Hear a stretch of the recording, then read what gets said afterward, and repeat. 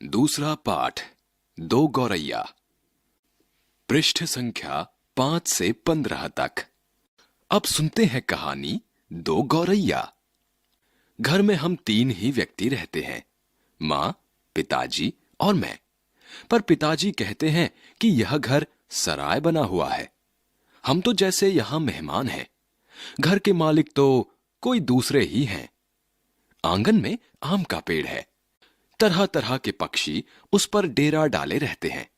जो भी पक्षी पहाड़ियों घाटियों पर से उड़ता हुआ दिल्ली पहुंचता है, पिताजी कहते हैं वही सीधा हमारे घर पहुंच जाता है, जैसे हमारे घर का पता लिखवा कर लाया हो। यहां कभी तोते पहुंच जाते हैं, तो कभी कौवे और कभी तरह तरह की गौरैया। वह शोर मचता है कि कानों के पर्दे फट जाएं, पर लोग कहते हैं कि पक्षी गा रहे हैं। घर के अंदर भी यही हाल है। बीसियों तो चूहे बसते हैं। रात भर एक कमरे से दूसरे कमरे में भागते फिरते हैं। वह धमा चौकड़ी मचती है कि हम लोग ठीक तरह से सो भी नहीं पाते। बर्तन गिरते हैं, डिब्बे खुलते हैं, प्याले टूटते हैं। एक चूहा अंगीठी के पीछे बैठना पसंद करता है। शायद बूढ़ा है, उसे सर्दी बहुत लगती है। एक दूसरा है जिसे बाथरूम की टंकी पर चढ़कर बैठना पसंद है। उसे शायद गर्मी बहुत लगती है। बिल्ली हमारे घर में रहती तो नहीं, मगर घर उसे भी पसंद है और वह कभी कभी झांक जाती है। मन आया तो अंदर आकर दूध पी गई, ना मन आया तो बाहर से ही फिर आऊंगी कहकर चली जाती है। शाम पड़ते ही 2-3 चमगादड़ कमरों के आर पार पर फैलाए कसरत करने लगते हैं। घर में कबूतर भी हैं। दिन भर गुटरगू का संगीत सुनाई देता रहता है। इतने पर ही बस नहीं, घर में छिपकलियां भी हैं और बर्रे भी हैं, और चींटियों की तो जैसे फौज ही छावनी डाले हुए है। अब एक दिन 2 गौरैया सीधी अंदर घुस आईं और बिना पूछे उड़ उड़कर मकान देखने लगीं। पिताजी कहने लगे कि मकान का निरीक्षण कर रही हैं कि उनके रहने योग्य है या नहीं। कभी वे किसी रोशनदान पर जा बैठती, तो कभी खिड़की पर। फिर जैसे आई थी वैसे ही उड़ भी गईं। पर 2 दिन बाद हमने क्या देखा कि बैठक की छत में लगे पंखे के गोले में उन्होंने अपना बिछावन बिछा लिया है और सामान भी ले आई हैं, और मजे से दोनों बैठी गाना गा रही हैं। जाहिर है उन्हें घर पसंद आ गया था। माँ और पिताजी दोनों सोफे पर बैठे उनकी ओर देखे जा रहे थे। थोड़ी देर बाद माँ सिर हिलाकर बोली, अब तो ये नहीं उड़ेंगी। पहले इन्हें उड़ा देते तो उड़ जाती। अब तो इन्होंने यहां घोंसला बना लिया है। इस पर पिताजी को गुस्सा आ गया। वह उठ खड़े हुए और बोले, देखता हूं ये कैसे यहां रहती हैं। गौरैया मेरे आगे क्या चीज है? मैं अभी निकाल बाहर करता हूं। छोड़ो जी, चूहों को तो निकाल नहीं पाए, अब चिड़ियों को निकालेंगे, मां ने व्यंग से कहा। मां कोई बात व्यंग में कहे तो पिताजी उबल पड़ते हैं। वह समझते हैं कि मां उनका मजाक उड़ा रही हैं। वह फौरन उठ खड़े हुए और पंखे के नीचे जाकर जोर से ताली बजाई और मुंह से श कहा और बाहें झुलाई। फिर खड़े खड़े कूदने लगे। कभी बाहें झुलाते, कभी श करते रहते। गौरैयों ने घोंसले में से सिर निकालकर नीचे की ओर झांक कर देखा और दोनों एक साथ चींची करने लगी और मां खिलखिलाकर हंसने लगी। पिताजी को गुस्सा आ गया। इसमें हंसने की क्या बात है? मां को ऐसे मौकों पर हमेशा मजाक सूझता है। हंसकर बोली, चिड़िया एक दूसरी से पूछ रही है कि ये आदमी कौन है और नाच क्यों रहा है। तब पिताजी को और भी ज्यादा गुस्सा आ गया और वह पहले से भी ज्यादा ऊंचा कूदने लगे। गौरैया घोंसले में से निकलकर दूसरे पंखे के डैने पर जा बैठी। उन्हें पिताजी का नाचना जैसे बहुत पसंद आ रहा था। मां फिर हंसने लगी। ये निकलेंगी नहीं जी, अब इन्होंने अंडे दे दिए होंगे।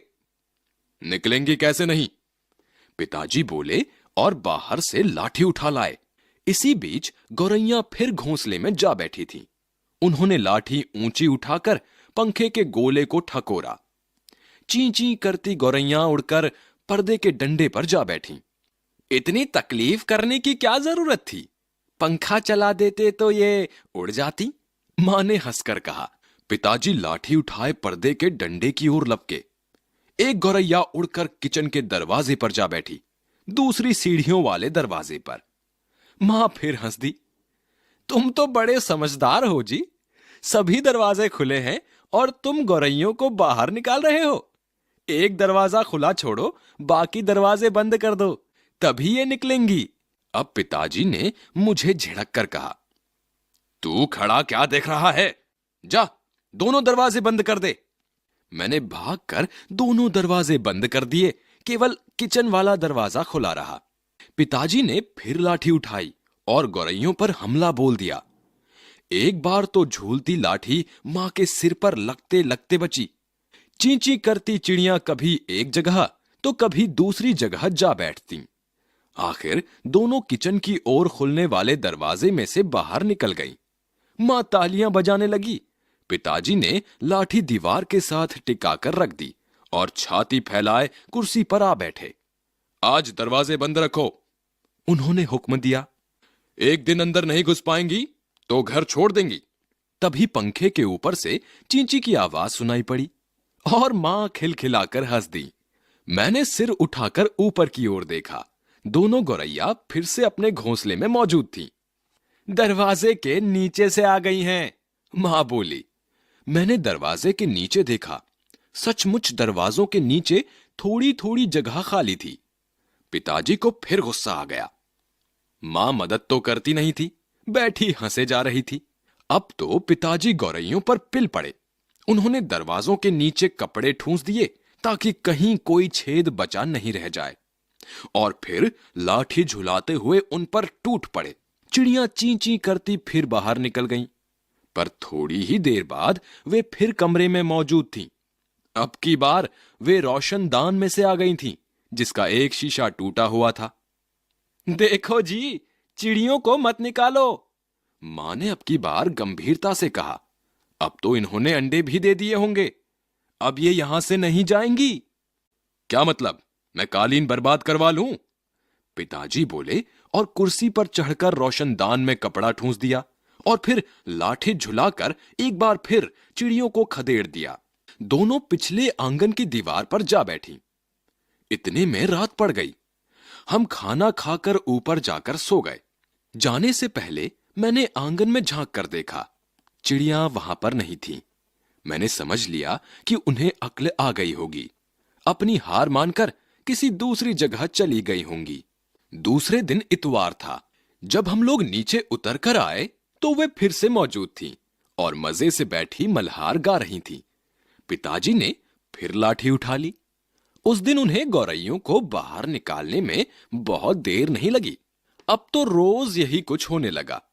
दिन में तो वे बाहर निकाल दी जाती, पर रात के वक्त जब हम सो रहे होते तो न जाने किस रास्ते से वे अंदर घुस आती।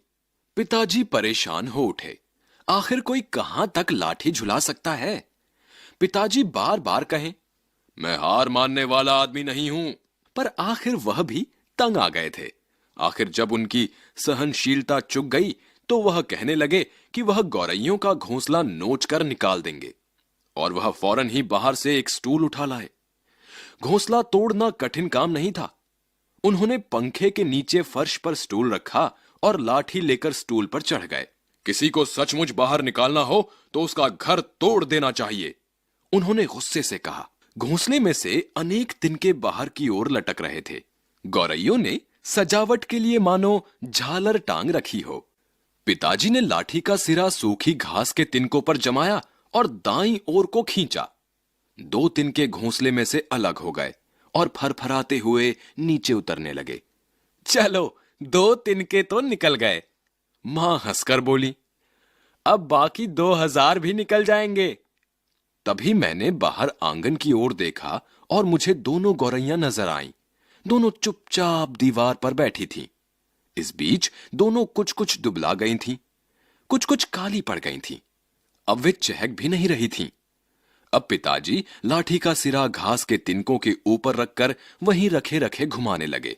इससे घोंसले के लंबे लंबे तिनके लाठी के सिरे के साथ लिपटने लगे। वे लिपटते गए और घोंसला लाठी के इर्द गिर्द खिंचता चला आने लगा। फिर वह खींच खींच कर लाठी के सिरे के इर्द गिर्द लपेटा जाने लगा। सूखी घास और रुई के फाहे और धागे और थिगलियां लाठी के सिरे पर लिपटने लगी। तभी सहसा जोर की आवाज आई, चींची चींची। पिताजी के हाथ ठिठक गए। ये क्या? क्या गौरैया लौट आई हैं? मैंने झट से बाहर की ओर देखा। नहीं, दोनों गौरैया बाहर दीवार पर गुमसुम बैठी थीं। चींची चींची फिर आवाज आई। मैंने ऊपर देखा।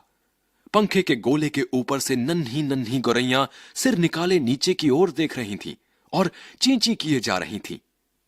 अभी भी पिताजी के हाथ में लाठी थी और उस पर लिपटा घोंसले का बहुत सा हिस्सा था। नन्ही नन्ही दो गौरैया, वे अभी भी झांके जा रही थीं और चींची करके मानो अपना परिचय दे रही थीं। हम आ गई हैं। हमारे माँ बाप कहाँ हैं? मैं अवाक उनकी ओर देखता रहा। फिर मैंने देखा पिताजी स्टूल पर से नीचे उतर आए हैं और घोंसले के तिनकों में से लाठी निकालकर उन्होंने लाठी को एक ओर रख दिया है और चुपचाप कुर्सी पर आकर बैठ गए हैं। इस बीच मां कुर्सी पर से उठी और सभी दरवाजे खोल दिए। नन्ही चिड़ियां अभी भी हाफ हाफ कर चिल्लाए जा रही थीं और अपने माँ बाप को बुला रही थीं। उनके माँ बाप झट से उड़कर अंदर आ गए और चींची करते उनसे जा मिले और उनकी नन्ही नन्ही चोंचों में चुग्गा डालने लगे। मां, पिताजी और मैं उनकी ओर देखते रह गए। कमरे में फिर से शोर होने लगा था, पर अब की बार पिताजी उनकी ओर देख देख कर केवल मुस्कुराते रहे। लेखक भीष्म साहनी। अभ्यास। शब्दार्थ। सराय अर्थात यात्रियों के लिए कुछ समय रुकने की जगह, मुसाफिर खाना। डेरा अर्थात रहने की जगह या पड़ाव। शोर अर्थात हल्ला या कोलाहल। धमा चौकड़ी अर्थात उछल कूद। अंगीठी अर्थात आग रखने का बर्तन। कसरत अर्थात व्यायाम। छावनी अर्थात जहां सेना या पुलिस रहती हो या शिविर। रोशनदान अर्थात कमरे के अंदर रोशनी आने के लिए बनी खिड़की। बिछावन अर्थात बिस्तर। उबल पड़ना अर्थात गुस्साना। हुक्म अर्थात आदेश। अक्ल अर्थात बुद्धि। इर्द गिर्द अर्थात आसपास। थिगलियां अर्थात छेद बंद करने के लिए टांका गया कपड़े का टुकड़ा या पैबंद। निरीक्षण अर्थात जांच। एक पाठ से प्रश्न। क दोनों गौरैयों को पिताजी जब घर से बाहर निकालने की कोशिश कर रहे थे तो मां क्यों मदद नहीं कर रही थी? बस वह हंसती क्यों जा रही थी? ख देखो जी, चिड़ियों को मत निकालो। मां ने पिताजी से गंभीरता से यह क्यों कहा? ग किसी को सचमुच बाहर निकालना हो तो उसका घर तोड़ देना चाहिए। पिताजी ने गुस्से में ऐसा क्यों कहा? क्या पिताजी के इस कथन से मां सहमत थी? क्या तुम सहमत हो? अगर नहीं तो क्यों? घ कमरे में फिर से शोर होने पर भी पिताजी अब की बार गौरैया की तरफ देखकर मुस्कुराते क्यों रहे? दूसरा, पशु पक्षी और हम। इस कहानी के शुरू में कई पशु पक्षियों की चर्चा की गई है। कहानी में वे ऐसे कुछ काम करते हैं जैसे मनुष्य करते हैं। उनको ढूंढकर तालिका पूरी करो। जैसे क पक्षी के सामने दिया गया है, घर का पता लिखवा कर लाए हैं।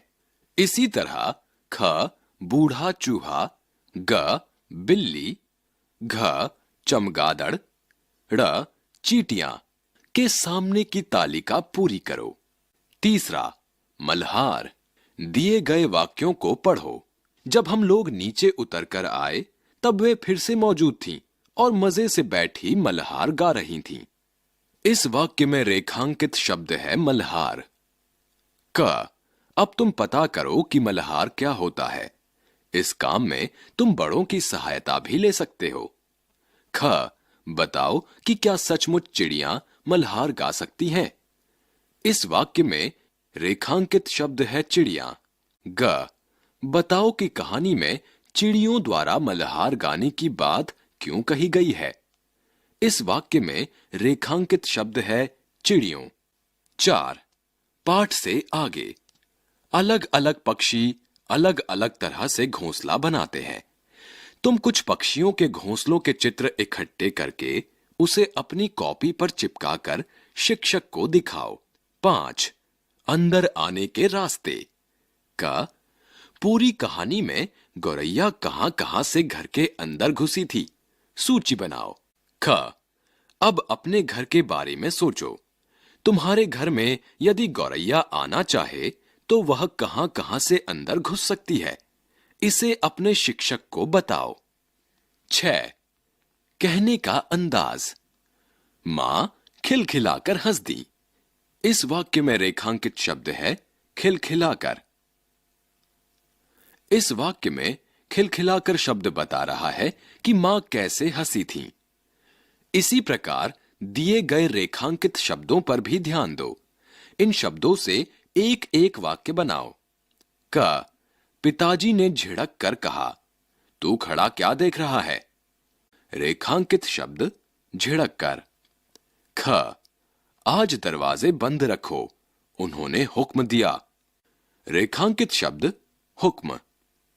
ग, देखो जी, चिड़ियों को मत निकालो, मां ने अब की बार गंभीरता से कहा। रेखांकित शब्द गंभीरता से।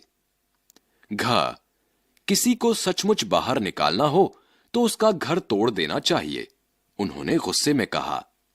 रेखांकित शब्द गुस्से। तुम इनसे मिलते जुलते कुछ और शब्द सोचो और उनका प्रयोग करते हुए कुछ वाक्य बनाओ।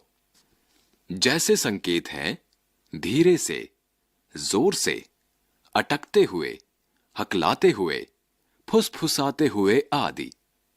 7, किससे, क्यों, कैसे। पिताजी बोले, क्या मतलब, मैं कालीन बर्बाद करवा लूं। दिए गए वाक्य पर ध्यान दो और बताओ कि क, पिताजी ने यह बात किससे कही। ख, उन्होंने यह बात क्यों कही। ग, गौरैयों के आने से कालीन कैसे बर्बाद होता। 8, सराय। पिताजी कहते हैं कि यह घर सराय बना हुआ है।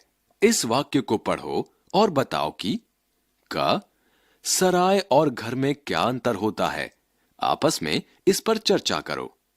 ख, पिताजी को अपना घर सराय क्यों लगता है। 9, गौरैयों की चर्चा। मान लो तुम लेखक के घर की एक गौरैया हो। अब अपने साथी गौरैया को बताओ कि तुम्हारे साथ इस घर में क्या क्या हुआ। 10, कैसे लगे, तुम्हें इस कहानी में कौन सबसे अधिक पसंद आया, तुम्हें उसकी कौन सी बात सबसे अधिक अच्छी लगी। क, मां। ख, पिताजी। ग, लेखक। घ, गौरैया। ङ, चूहे। च, बिल्ली। छ, कबूतर। ज, कोई अन्य या कुछ और। 11, मां की बात। यहां मां द्वारा कही गई कुछ बातें लिखी हुई हैं, उन्हें पढ़ो। अब तो ये नहीं उड़ेंगी, पहले इन्हें उड़ा देते तो उड़ जाती। एक दरवाजा खुला छोड़ो, बाकी दरवाजे बंद कर दो, तभी ये निकलेंगी। देखो जी, चिड़ियों को मत निकालो, अब तो इन्होंने अंडे भी दे दिए होंगे, अब ये यहां से नहीं जाएंगी। अब बताओ कि क, क्या मां सचमुच चिड़ियों को घर से निकालना चाहती थी। ख, मां बार बार क्यों कह रही थी कि ये चिड़िया नहीं जाएंगी। 12, कहानी की चर्चा। क, तुम्हारे विचार से इस कहानी को कौन सुना रहा है, तुम्हें यह किन बातों से पता चला। ख, लेखक ने यह अनुमान कैसे लगाया कि एक चूहा बूढ़ा है और उसको सर्दी लगती है। 13, शब्द की समझ। चुक, चूक। क, अब उनकी सहनशीलता चुक गई। ख, उनका निशाना चूक गया। अब तुम भी इन शब्दों को समझो और उनसे वाक्य बनाओ। पहला, सुख, सूख। दूसरा, धुल, धूल। तीसरा, सुना, सूना। तीसरा